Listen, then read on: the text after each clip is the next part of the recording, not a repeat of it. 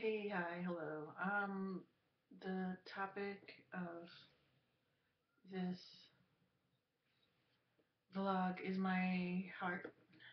Okay, so today I had an appointment.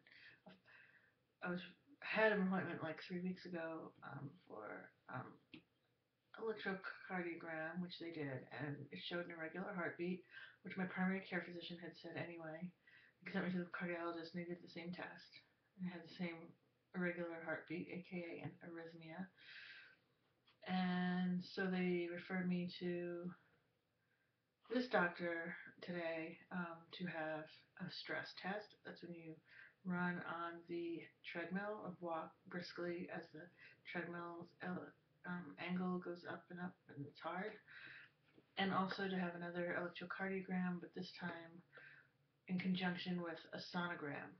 So the sonogram was kind of cool, seeing my heart on the screen and seeing it pumping, and I got to hear my heartbeat like amplified.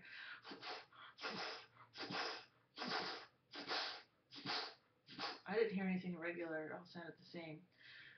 Um, so yeah, so first I had that, and then I went downstairs and had the stress test, which was not fun. I was a little anxious, I'm kind of out of shape, and at first it's like, just walk slowly, and it was totally flat. I'm like, this is really easy.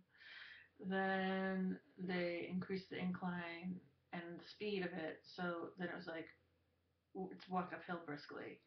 And then some more, higher up and faster.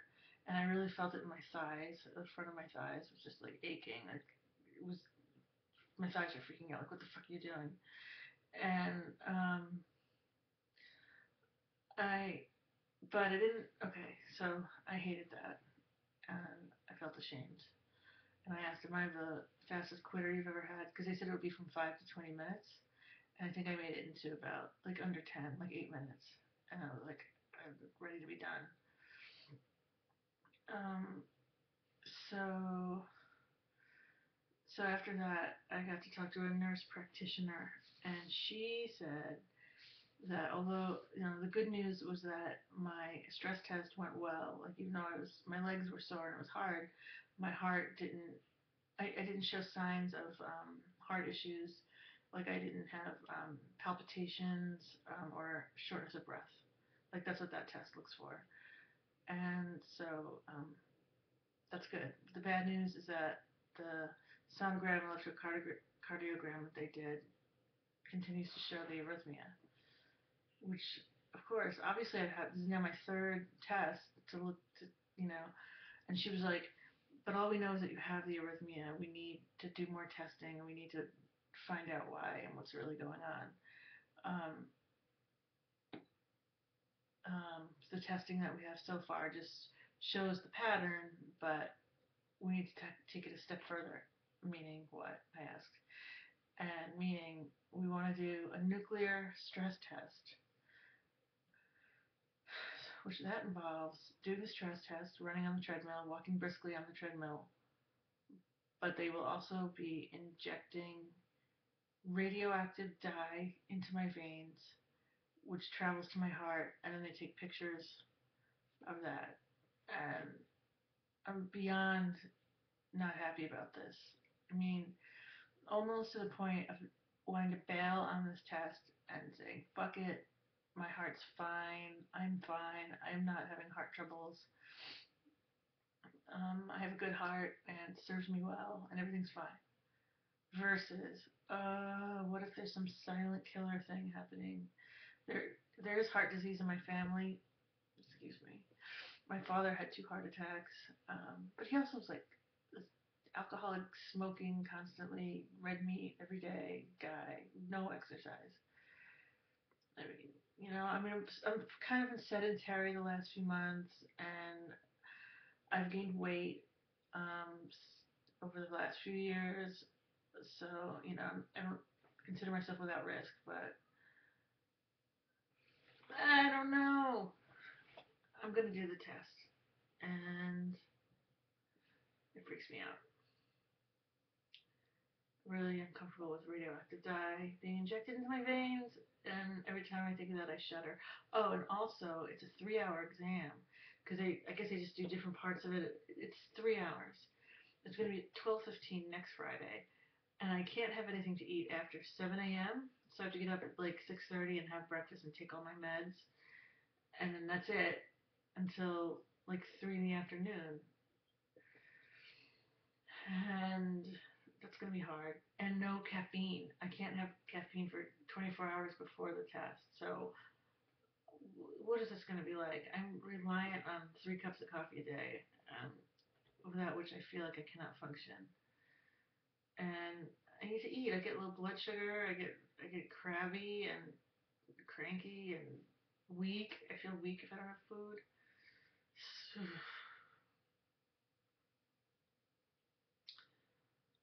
So that's the update.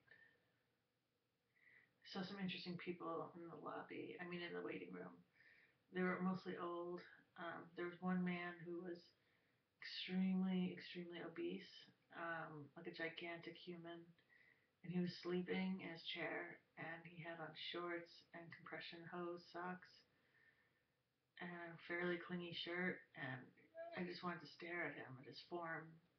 I felt bad for him, and I was tempted to take a picture of him, and then I decided to respect his human dignity, and I didn't take a picture.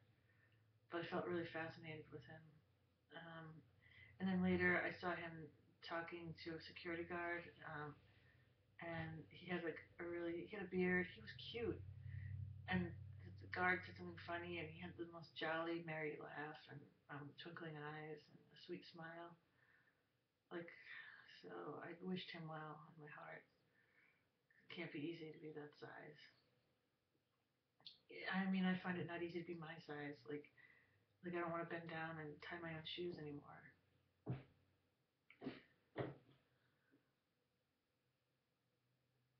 Um, I saw a trophy wife and a man, her husband. They walked in together. She had, she was very thin, not sickly looking, just quite slender. And she had on black leather pants and stiletto booties and some kind of little black trench coat and beautiful flowing black hair and a very pretty face, full makeup. Um, she looked like extreme Long Island chic, Long Island's version of chic. And she was gorgeous, actually. Way overdressed for her disappointment. Um, and her man, he was wearing like business pants and like a V-neck sweater with a shirt underneath and like a sports jacket. I mean, like a not a sports jacket, but like a windbreaker type of thing over his sweater. And he was on the tubby side. He was a lot older. Like I would say she was 28 and he was 58.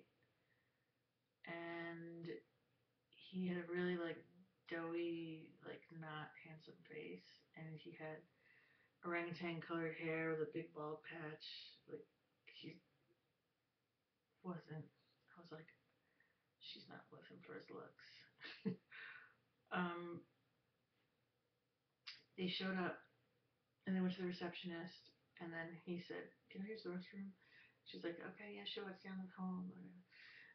And he turns to his woman and he goes, "Honey, do you want to sit down on the seat right over one of those chairs, and then I'll come join you?" She was like, "Okay." And then she said, and then they kissed. It was a loud kiss.